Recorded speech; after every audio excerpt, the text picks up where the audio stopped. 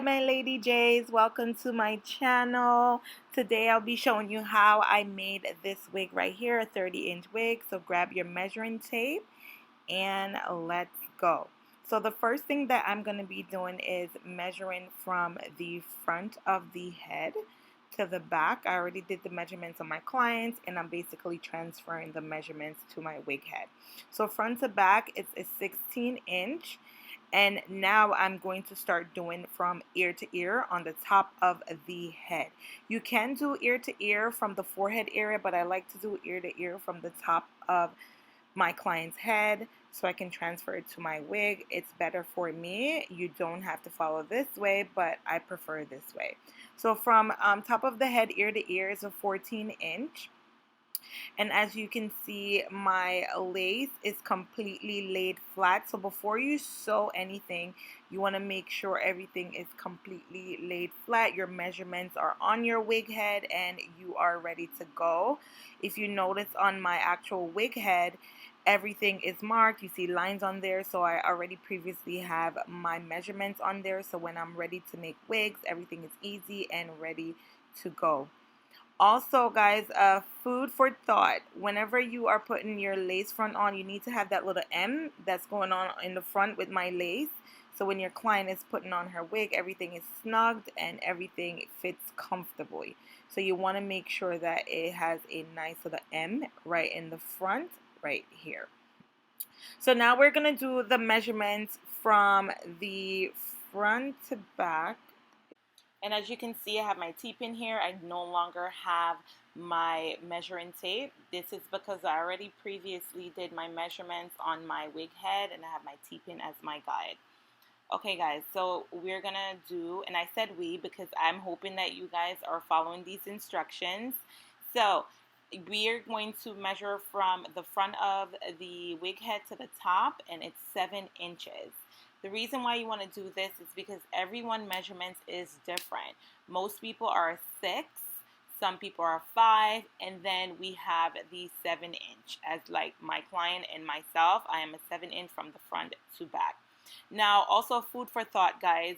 Please make sure that whenever you are starting your lace or starting to sew your lace, everything is laid flat, everything is super flat, because when you start sewing, you need to make sure that everything is seamless and everything is neat. You don't want your client to be brushing or combing her hair and it keeps having knots, or it's kind of, the comb is getting into the thread. So you want to make sure everything is seamless. For majority of this video, I will be playing music so you guys can see exactly what needs to be happening.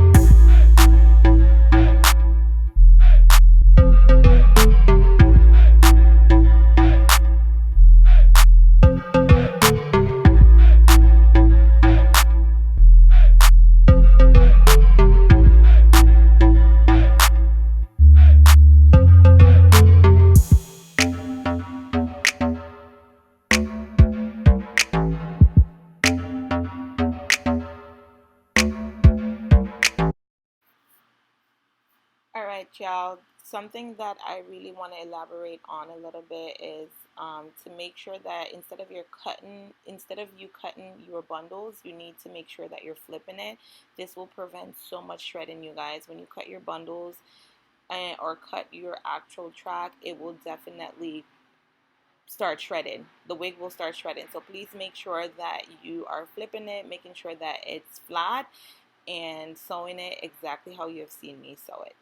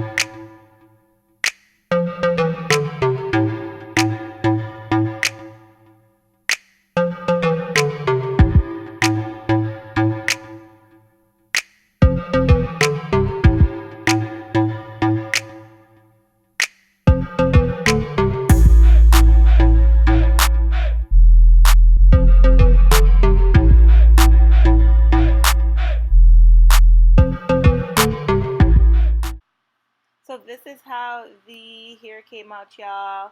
I'm using a little hot comb to flatten the top so there's no flyaway, there's no like lumps in the actual wig at the top. So everything looks seamless and nice. So before styling, this is very necessary, or you can do it after styling. So all I need to do is just go ahead and add a little bit of style to it, a little bit of heat protection to make sure everything is good. I was really proud of this wig, like really proud of it. So guys, please remember to like and subscribe. Let me know, comment below, let me know what else I should have added. I will have a little in-depth content coming out that will show you how I bleach this knot and how I bleach my lace knot. Thank you so much. Peace, love, and positivity.